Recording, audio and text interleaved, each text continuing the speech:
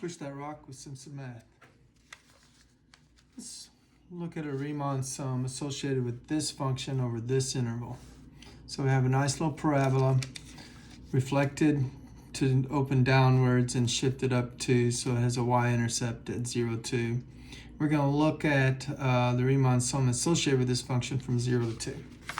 So we have to get our partition. So I chose a regular partition from 0 to 2, and I just went by chopping it by every half. So 0, half, 1, 1 and a half, 2.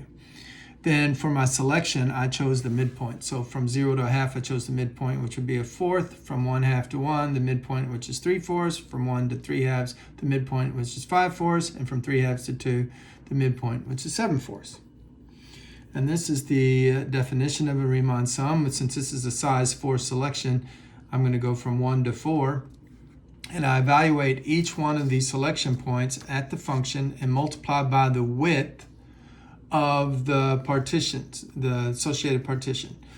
So for instance, I'm going to evaluate the function at 1/4. Here it is, and then multiply by 1/2 minus 0, so I have the width of that first interval, plus the function evaluated at 3/4, and then the interval 1 minus a half to get the width of that interval.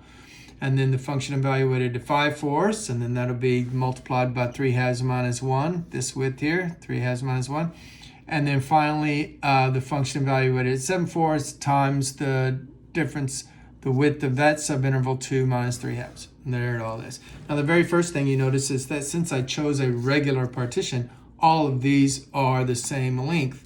And so all of those are a half. So this is times a half. This function value is times a half. This function's value, whatever that is times a half. And this last one is times a half. So, I'll factor out 1/2. And all these 1/2s will come out here. And now I just have these values of the function. Now, to find the function at 1/4, I did the work already. That just means evaluate the function at a fourth. So I put a fourth in for x. So it's being squared, and I get a 16th. So I get a common denominator and take away 2 is 32 16ths. Take away 1, 31 16ths. So this right here is 31 16ths. Okay, that's great. Now I need this added to f of 3/4. Well, again, I put 3/4 in for x. I square it. I get 9 16ths. Take that away from 2, and I get 23 16ths. Great. Then I need this one. So that one's going to be evaluate the function at 5/4. So I get 25 16ths, take away from the 32 16ths, leaves me 7 16ths. And then there should be a fourth one. Remember, it was a size 4 partition. And the fourth one is evaluate the function at 7/4. So at 7/4, I get 49 16ths. Oh, something weird's happening now. What is this? 32 minus 49, that's a negative. What's going on? OMG, what just happened? I thought we were getting like errors, some stuff like that. What's up with this? So I'm going to add these together, and let's see, 30 and 20 is 50, so that's, what is that, 54 over 16? And I'll add these two together, but since that's negative, this is a negative 10 16ths.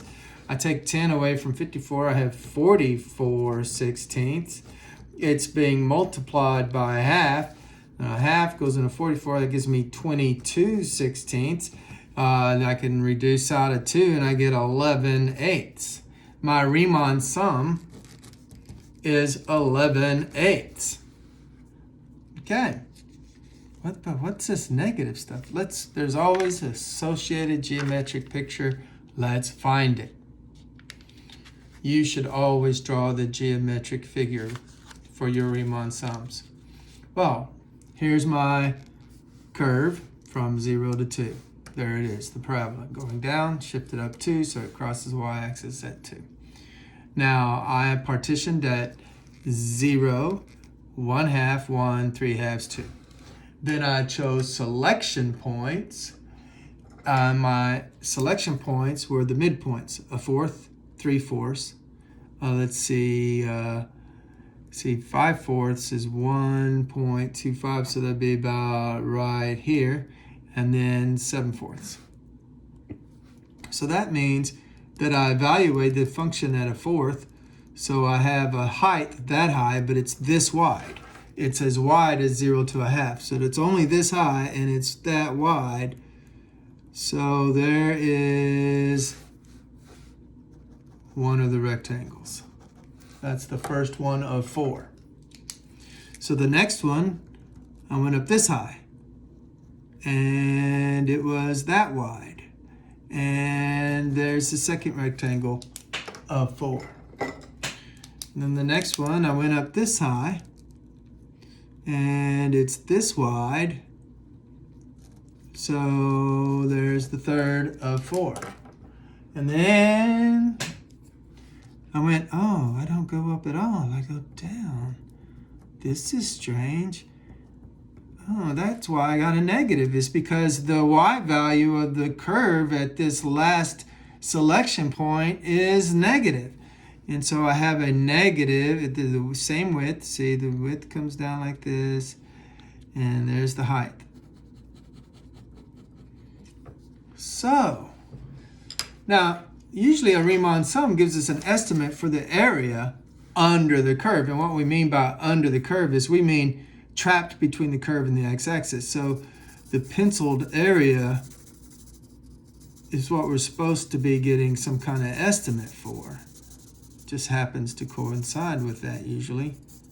That's what the clever, ingenious thing about Riemann sums is they coincide with this shaded area. But I got a negative value. Whoops. That should be open. Okay, I got a negative value. Whoops, that's not between the curve. What am I doing? Okay. Oh yeah, I am supposed to shade that because that's under the curve. Yeah, okay. The shade, I'm getting the boxes and the shading mixed up. I got a negative value, and so it made this isn't the area because the area would be this area plus this area. So these 3 boxes added to this box would have given me an estimate of the shaded area. But I took this box area away from those box areas, and that's why I got such a small Riemann sum of only 11/8. You know, that's just a 1 and a little bit. So what is this then? Well, we call this net area estimate. It's an estimate of the net area. And the idea is that area below the curve is taken away from area above the curve. If I wanted to get the area, like I wanted to know what is this area of this shaded shape, whatever it is, well, I'd have to get a Riemann sum of this and then a Riemann sum of this and then make this one positive, multiply by -1 or something, and then add it to that. So when you do a Riemann sum, you're not actually getting the area under the curve. You're getting the net area under the curve. The net. You're taking any area that's below the x-axis away from any area above the x-axis. Math made simple. It's simple math.